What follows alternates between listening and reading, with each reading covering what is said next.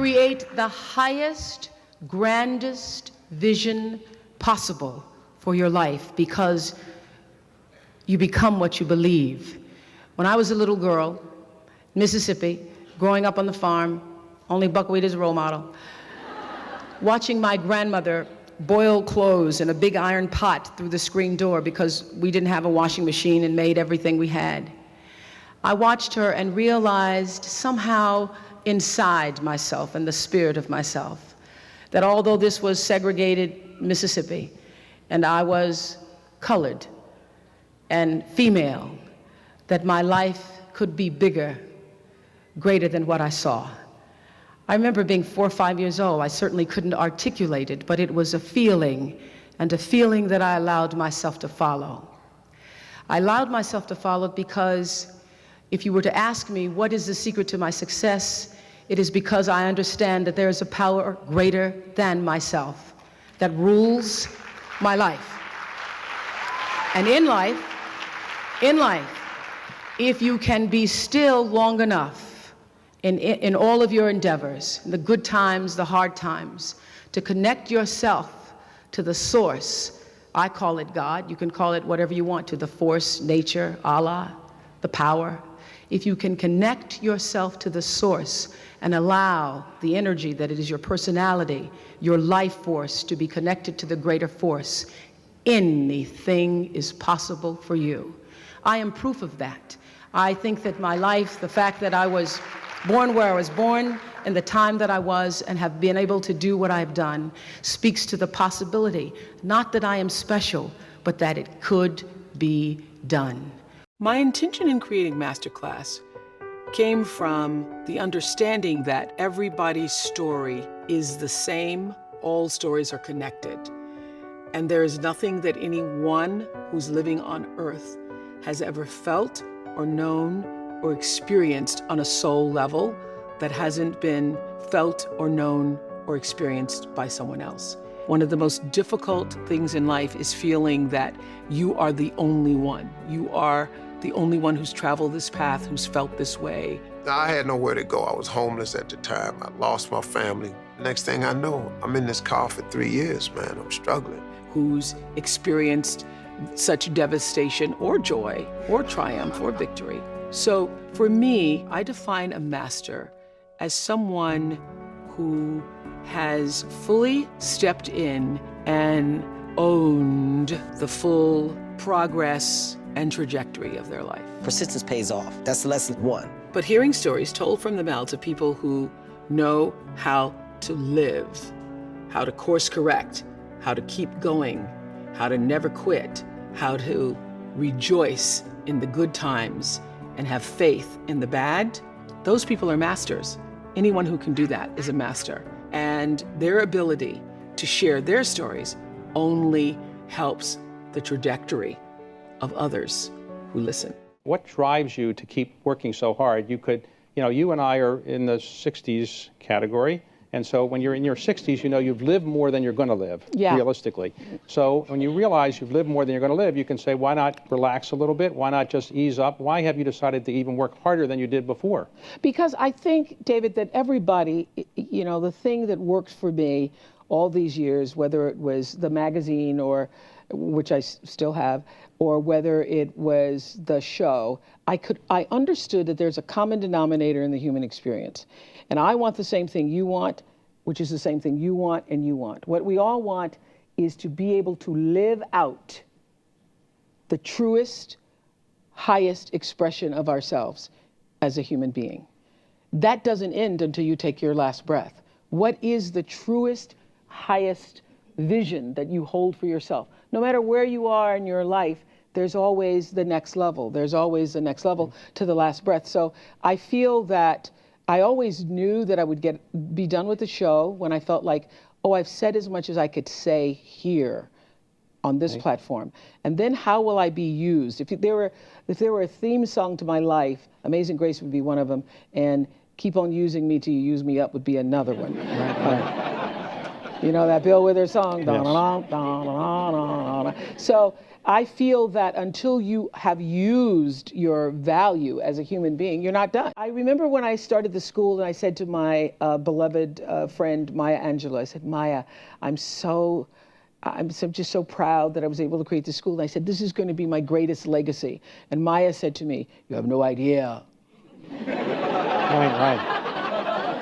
You have no idea what your legacy will be, she said to me, because your legacy is every life you've touched. And that shifted the way I saw legacy or what you leave behind or what you do. Because Maya was explaining to me that, you know, over all the years of watching your show, everybody who decided that they were going to go back to school or lose weight or no longer hit their children or get out of a bad marriage, all of those people who have seen and experienced your voice. And the same thing with everybody here. You have no idea what your legacy will be. Your legacy is every life that you've touched. And we like to think of it, I know you have done amazing things with your philanthropy. We like to think that these great philanthropic moments are the ones that leave the impact or will make the huge difference in the world. But it's really what you do every day. It's how you use your life to be a light to somebody else's, you know, and it's how you use your work as an expression of your own art, whatever that is. Close your eyes for a moment, will you please? And breathe with me. Just close your eyes. And if you will, put your thumb to your middle finger and gather your other fingers around. And let's feel the vibration and pulse of your personal energy as you take 3 deep breaths with me. Inhale. And as you exhale, just feel the vibration, energy, blood pulsating through your body, through you. And another inhale.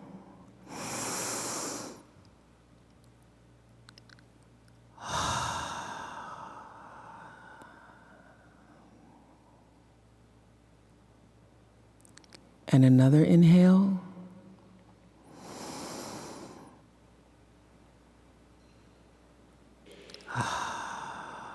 And keep your eyes closed. And let's just think about this day. This day that you have been graced to breathe in and out thousands of times. This day where many of those breaths were taken for granted. You just expected the next one to come. But the truth is, there's no guarantee that the next one comes. This day, how you started your day, what your thoughts were this morning, how you've carried yourself through this day, how you've been allowed to have encounters and experiences, some challenging, some more life-enhancing, that pushed you forward another day of being here on the planet Earth as a human being. Let's just think about that. After all you've been through, in this day alone, and the many days and years past,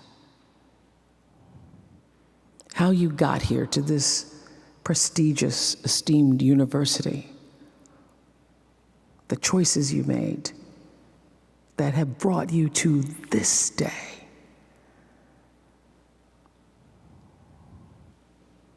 Open your heart and quietly to yourself say the only prayer that's ever needed. Thank you. Thank you. thank you. You're still here. And you get another chance this day to do better and be better. Another chance to become more of who you were created and what you were created to fulfill. Thank you. Turn your wounds into wisdom. You will be wounded many times in your life. You'll make mistakes. Some people will call them failures. But I have learned that failure is really God's way of saying, excuse me, you're moving in the wrong direction. It's just an experience.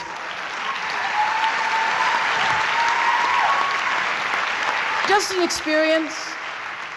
Just an experience. I remember being taken off the air in Baltimore, being told that I was no longer being fit for television and that I could not anchor the news because I used to go out on the stories. And my own truth was, even though I'm not a weeper, I would cry for the people in the stories, and which really wasn't very effective as a news reporter, to be covering a fire and crying because the people lost their house. And it wasn't until I was demoted as a on-air anchorwoman and thrown into the talk show arena to get rid of me that I allowed my own truth to come through. And the first day I was on the air doing my first talk show back in 1978, it felt like breathing, which is what your true passion should feel like. It should be so natural to you. And so I took what had been a mistake, what had been perceived as a failure with my career as an anchorwoman in the news business, and turned it into a talk show career that's done okay for me. What I learned, going to a beauty salon and asking them after the news director had told me that my hair was too thick and my eyes were too far apart and I needed a makeover, and sitting in a beauty salon, in a French beauty salon, allowing them to put a French perm on my black hair, and having the perm burn through my cerebral cortex, and not being the woman that I am now, so not having the courage to say, this is burning me, and coming out a week later bald and having to go on the air. You learn a lot about yourself when you're black and a woman and bald and trying to be an anchor woman. You learn you're not Diana Ross, and that you're not Barbara Walters, trying to be, I was at the time. I had a lot of lessons. I remember going on the air many times and not reading my copy ahead of time. And I was on the air one night and ran across the word B-A-R-B-A-D-O-S. That may be Barbados to you, but it was Barbados to me that night. And telling the story as an anchor woman about a vote in Absentia, California. I thought it was located near San Francisco. And one of the worst, this is when I broke out of my Barbara shell, because I'm sitting there crossing my legs, trying to talk like Barbara, be like Barbara. And I was reading a story about someone with a blaze attitude, which, if I had gone to Wellesley, I would have known it was blasé. And I started to laugh at myself on the air and broke through my Barbara shell, and had decided on that day that laughing was okay, even though Barbara hadn't at that time.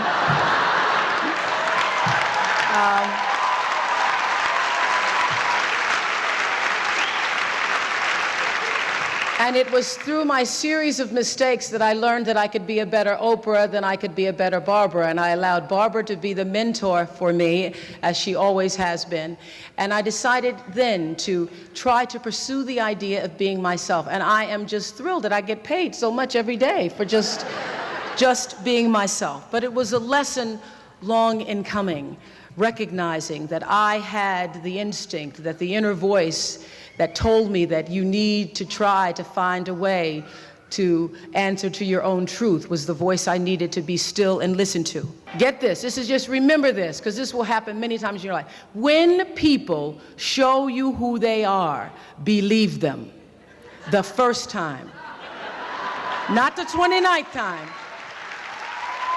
That's particularly good when it comes to men's situations, because when he doesn't call back the first time, when you're mistreated the first time, when you see someone who shows you a lack of integrity or dishonesty the first time, know that that will be followed by many, many, many other times that will, at some point in life, come back to haunt or hurt you. When people show you who they are, believe them the first time. Live your life from a point of view of truth, and you will live your life from truth, and you will survive everything. Everything. I believe even death. You will survive everything if you can live your life from a point of view of truth.